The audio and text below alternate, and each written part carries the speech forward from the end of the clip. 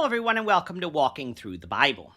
The Jews have returned from captivity and are tasked with rebuilding the temple by Cyrus, King of Persia. But as you can expect, the peoples who lived in this land between the Babylonian captivity and the Jews' return are none too happy that the Jews are doing this, for it could very well rival their religion and even declare their religion wrong. But what were they going to do? Cyrus decreed it. Except men don't live forever. And in about 530 BC, Cyrus died, and Cambyses II, his son, took the throne. This was the opening that these adversaries of Judah were looking for. So if you have a Bible with you, turn to Ezra chapter 4. We're going to be reading from verses 6 to 16. If you don't have a Bible, don't worry, just follow along with us on the screen. The version that we'll be reading from is the New King James Version. So Ezra chapter 4, beginning at verse 6. In the reign of Ahasuerus, in the beginning of his reign, they wrote an accusation against the inhabitants of Judah and Jerusalem. In the days of Artaxerxes also, Bishlam, Mithridath, Tabal, and the rest of their companions wrote Artaxerxes, king of Persia, and the letter was written in Aramaic script and translated into the Aramaic language. Rehum the commander and Shimshai the scribe wrote a letter against Jerusalem to King Artaxerxes in this fashion. From Rehum the commander, Shimshai the scribe, and the rest of their companions, representatives of the Dianites, the Arpachsites, the Tarpolites, the people of Persia and Iraq, and Babylon and Shushan, and the Dehavites, the Elamites, and the rest of the nations whom the great and noble Osnappar took captive and settled in the cities of Samaria and beyond, and the remainder beyond the river, and so forth.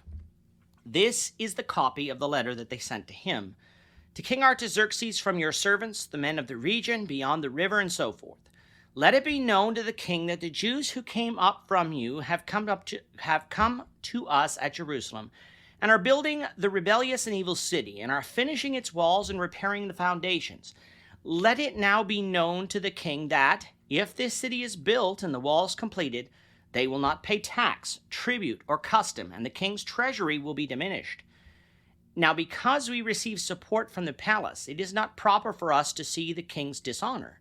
Therefore, we have sent and informed the king that search may be made in the book of the records of your fathers.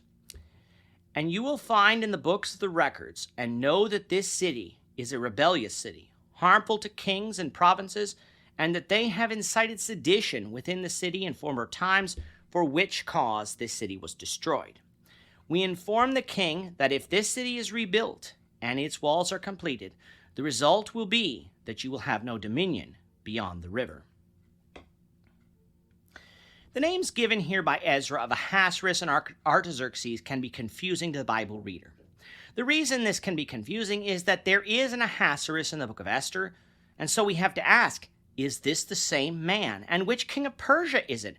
For there is no king in their list with that name. Moreover, there is an actual king named Artaxerxes in the kings of Persia. In fact, there are multiple kings with that name. Is the Artaxerxes here in Ezra meant to be referring to one of them? If so, then a considerable amount of time has passed between verses 5 and 6, totaling between 44 and 65 years. Thinking that the Artaxerxes mentioned here is one of the Artaxerxes in the official king's list of Persia presents us with a narrative problem, though. For Ezra 4 said the Jews began to rebuild the temple. Their efforts were frustrated and wouldn't be completely stopped until later in this chapter. The first temple of Solomon took 7 years to build, and it was much grander than this second temple would be. So to think that the Jews took 65 years and then weren't even finished building the temple stretches the narrative beyond belief. Rather, what seems to be taking place here is that King Cyrus died, and that Ahasuerus and Artaxerxes are how the Jews referred to the next two kings of Persia, Cambyses II and Smerdis, also known as Bardia. Cambyses II reigned for just over 7 years, followed by Smerdis, who reigned for a couple of months before being overthrown by Darius the Great. Recognizing that these two kings are who is being talked about makes much more sense, as it is quite plausible that being frustrated at every turn by their adversaries, the Jews had been unable to complete the temple in the 4 to 5 intervening years. Getting back to Ezra now, we find that that Cyrus was dead, and his son Cambyses II was on the throne, whom Ezra calls Ahasuerus, that the adversaries of the Jews did write an accusation against the inhabitants of Judah and Jerusalem, which we don't have recorded for us, which caused the rebuilding of the temple to cease all the days of Cambyses. With Cambyses dying, though, the Jews saw that as an opportunity to restart building the temple, to which their adversaries had to write the new king, Smerdis, who Ezra calls Artaxerxes, with a new accusation. It is this accusation that we have recorded for us here in Ezra, a letter that was written in the Aramaic script and translated into the Aramaic language. The letter was addressed to Smerdis on behalf of the residents of the nations whom the noble Osnappar took captive and settled in the cities of Samaria. Now, just like it was with the Persian kings, identifying who this Osnappar is has proven difficult.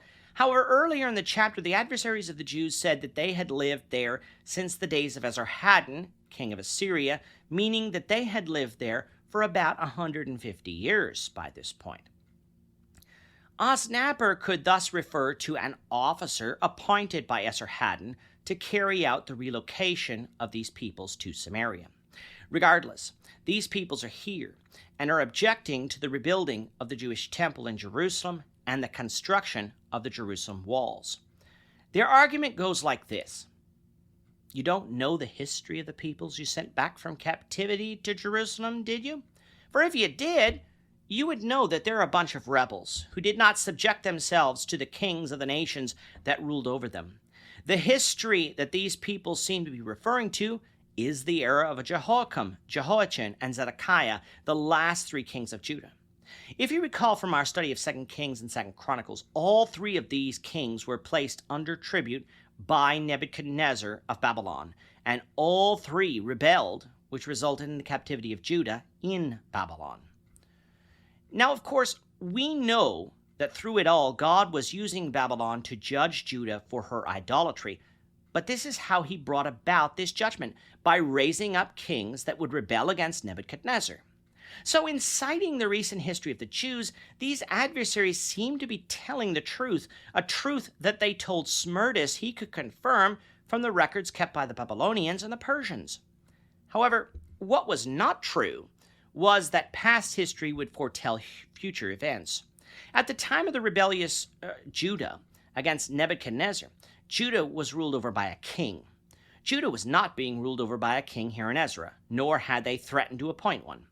Judah had a standing army back when they rebelled. We have no reading of any standing army here in Ezra, nor do we read of them attempting to raise one.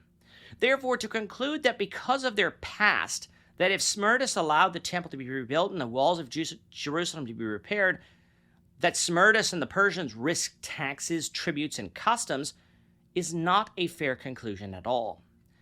But these adversaries knew just how to manipulate a new king, by threatening that his kingdom would shrink under his rule, which in turn might end his reign early. We'll see how Smerdis responds, the Lord willing, in the next lesson. With that, our time is up for today. The Lord willing, we hope you'll join us for tomorrow's discussion of Ezra chapter 4, verses 17 to 24, as we continue our walk through the Bible, one verse at a time. We thank you for watching Walking Through the Bible today. If you have any questions or comments, you can leave them below. But if you like this video, we ask that you consider subscribing to our channel so you won't miss out on other videos in our series, as well as share this video among your friends so that the saving message of Jesus Christ can go out to the whole world.